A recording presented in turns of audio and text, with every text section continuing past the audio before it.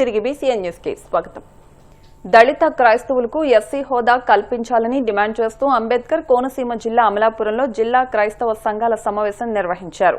ఈ సమావేశంలో పలు క్రైస్తవ సంఘాల నాయకులు పాల్గొని తమ అభిప్రాయాలు వెల్లడించారు. ఈ సందర్భంగా వారు మాట్లాడుతూ దళిత క్రైస్తవులకు సామాజిక న్యాయం జరగాలంటే ఎస్సీ హోదా కల్పించడం అత్యవసరమని పేర్కొన్నారు. 1950 ప్రెసిడెన్షియల్ ఆర్డర్ను రద్దు చేసి క్రైస్తవుల హక్కులను పరిరక్షించాలని డిమాండ్ చేశారు. ఈ నెల 5వ తేదీన అమలాపురంలో క్రైస్తవ సంఘాల ఆధ్వర్యంలో శాంతి ర్యాలీ నిర్వహించనున్నట్లు ప్రకటించారు. గడియార స్తంభం సెంటర్ నుంచి కలెక్టరేట్ వరకు ఈ ర్యాలీ సాగుతుందని, అనంతరం కలెక్టర్, ఎంపీ, ఎమ్మెల్యేలకు వినతి పత్రం సమర్పించనున్నట్లు తెలిపారు.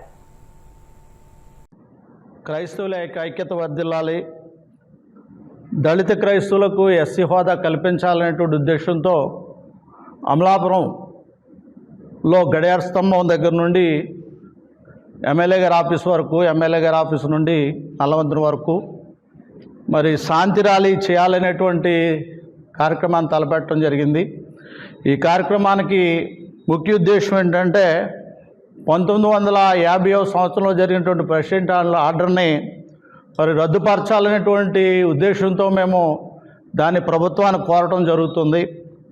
అదేవిధంగా దళిత క్రైస్తవులకు ఎస్సీ హోదా కల్పించాలనేటువంటి విషయాన్ని ప్రభుత్వాన్ని కోరటం జరుగుతుంది. అంత మాత్రమే కాదు, క్రైస్తవుల ఉనికిని కాపాడుకోవడానికి ప్రభుత్వాలు సహకరించాలి. క్రైస్తవులు అనేకమైనటువంటి ఇబ్బందులు పడుతున్నారు. మరి క్రైస్తవులు జరిగేటువంటి అన్యాయాల మీద ప్రభుత్వం స్పందించాలనే ఉద్దేశంతో ప్రభుత్వాన్ని కోరటం జరుగుతుంది. అంత మాత్రమే కాదు, ఈ యొక్క కూటమి ప్రభుత్వంలో క్రైస్తవులకు న్యాయం జరుగుతుందన్న నమ్మకంతో ఈ కార్యక్రమం తలపెట్టడం జరుగుతుంది. క్రైస్తవులందరూ కూడా ఏకతాటిగా మరి చంద్రబాబు నాయుడు గారి మీద కానివ్వండి, కూటమి ప్రభుత్వం మీద కానివ్వండి నమ్మకం ఉంచి ఇది చేస్తారనేటువంటి నమ్మకంతో ఈ శాంతి ర్యాలీ తలపెట్టడం జరిగింది. దీనికి 22 మండలాలు, కోనసీమ డాక్టర్ బిఆర్ అంబేద్కర్ కోనసీమ జిల్లాలో ఉన్నటువంటి 22 మండలాలు ఉన్నటువంటి మరి అన్ని యూనియన్స్, క్రైస్తవ పాస్టర్స్ యూనియన్స్, క్రైస్తవులు సంఘాలు దీనికి సంబంధించి మాకు మద్దతు ఇచ్చి ఆ రోజున మరి రావడానికి వారు సిద్ధంగా ఉన్నారు. కనుక మరి మరొకసారి పిలుపునిస్తున్నాం. 5వ తారీఖు ఉదయం 8 గంటలకి గడియార స్తంభం దగ్గర నుండి నల్లవంతుల వరకు, నల్లవంతుల దగ్గర నుండి ఎమ్మెల్యే గారి ఆఫీస్ వరకు, ఎమ్మెల్యే గారి ఆఫీస్ నుండి ఎంపీ గారి ఆఫీస్ వరకు జరగబోయేటువంటి ఈ శాంతి ర్యాలీకి మరి వేలాది మందిగా క్రైస్తవులు వచ్చి తరలి వచ్చి దయప్రదం చేయాలని, దైవ సేవకులందరూ మా అందరికీ సహకారంగా ఉండి మరి అన్ని వర్గాల ప్రజలు కూడా మాకు సహకారం అందించాలని కోరుకుంటూ మే నెల 5వ తేదీ మంగళవారం ఉదయం 8 గంటలకు అమలాపురంలో జేఏసీ అంటే ఈ డాక్టర్ బిఆర్ అంబేద్కర్ కోనసీమ జిల్లాలో ఉన్న క్రైస్తవులందరూ అలాగే సహవాసాలు కలిపి తమ నిరసన తెలియచేస్తూ ఉన్నారు. ఎందుకంటే దళితులైన వారు వేరే మతం ముఖ్యంగా క్రైస్తవ్యం తీసుకుంటే వారి యొక్క రిజర్వేషన్లు వారికి అనువర్తించడం లేదు. అది అన్యాయం. ఇది 1950వ సంవత్సరంలో ప్రెసిడెన్షియల్ ఆర్డర్ని బట్టి జరిగినటువంటి అన్యాయం. ఈ అన్యాయాన్ని అరికట్టాలని, న్యాయంగా మా యొక్క కోరికలు తీర్చాలని ప్రభుత్వాన్ని డిమాండ్ చేయాలని ఈ ఏర్పాటు చేయడం జరిగింది. ఎందుకంటే కులం మారదు కానీ మతం మారుతుంది. క్రైస్తవ్యం అనేది మతం. ఇలాగే కులాలు ఏమని ఎస్సీ మాల అవ్వచ్చు, మాది అవ్వచ్చు, ఇవన్నీ కులాలు.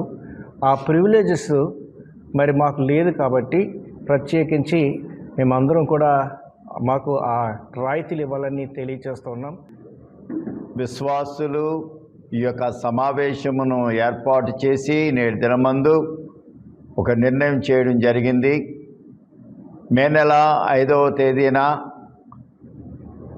అమలాపురంలోని గడియారం స్తంభం దగ్గర ర్యాలీని ప్రారంభించి నల్లవంతెన వరకు, అదేవిధంగా ఎమ్మెల్యే గారు ఆనందరావు గారి దగ్గరకు వెళ్ళి మా యొక్క విన్నపమును వారికి అందజేయాలని, అదేవిధంగా మన యొక్క జిల్లా కలెక్టర్ గారికి, ఎంపీ గారికి, అదేవిధంగా ఎస్పీ గారికి ఈ యొక్క సమస్యలను వారి యొక్క దృష్టికి తీసుకురావాలని కోనసీమ జిల్లాలో డాక్టర్ బిఆర్ అంబేద్కర్ కోనసీమ జిల్లాలో ఉన్న క్రైస్తవ నాయకులందరూ కూడా కలిసి ఒక తీర్మానం చేయడం జరిగింది.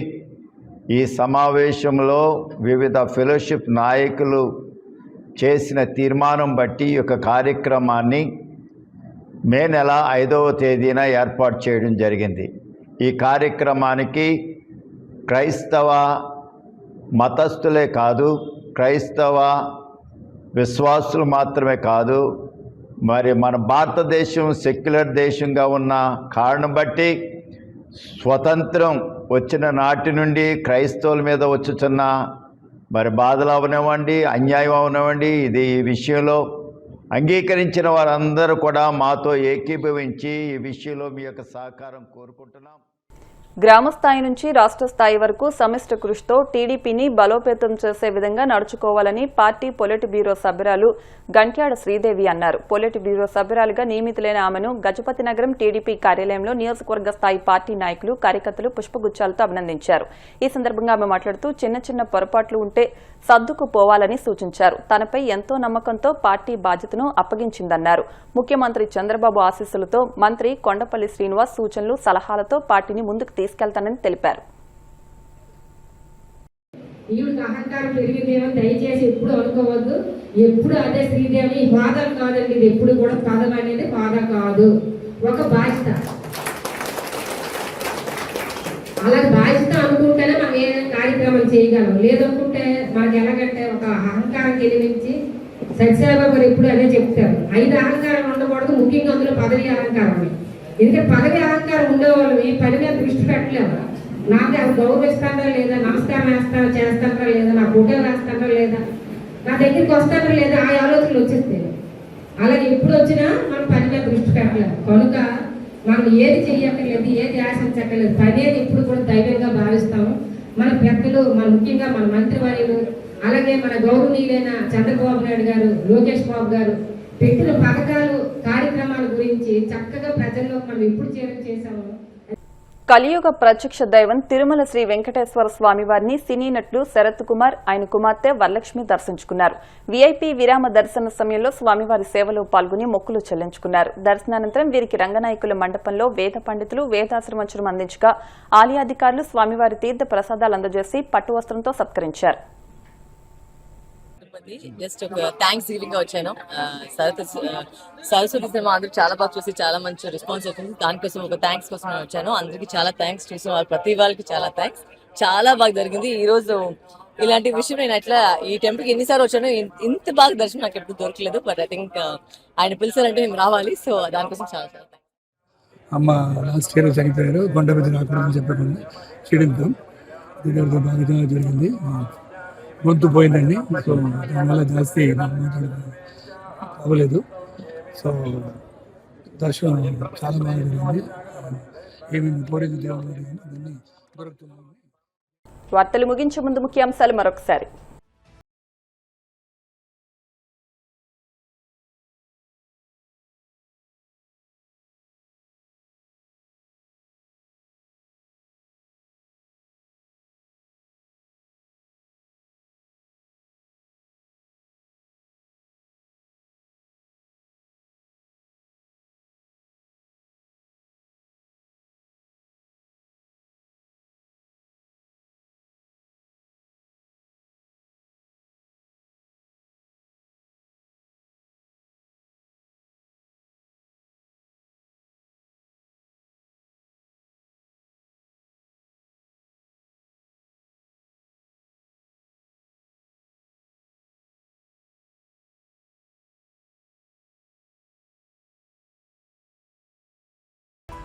ఈ వార్తలు ఇంతటితో సమాప్తం. మరిన్ని వార్తల కోసం BCN digital YouTube channel, Facebook page ని ఫాలో అవ్వండి. అప్డేట్ వార్తల కోసం ప్లీజ్ సబ్స్క్రైబ్.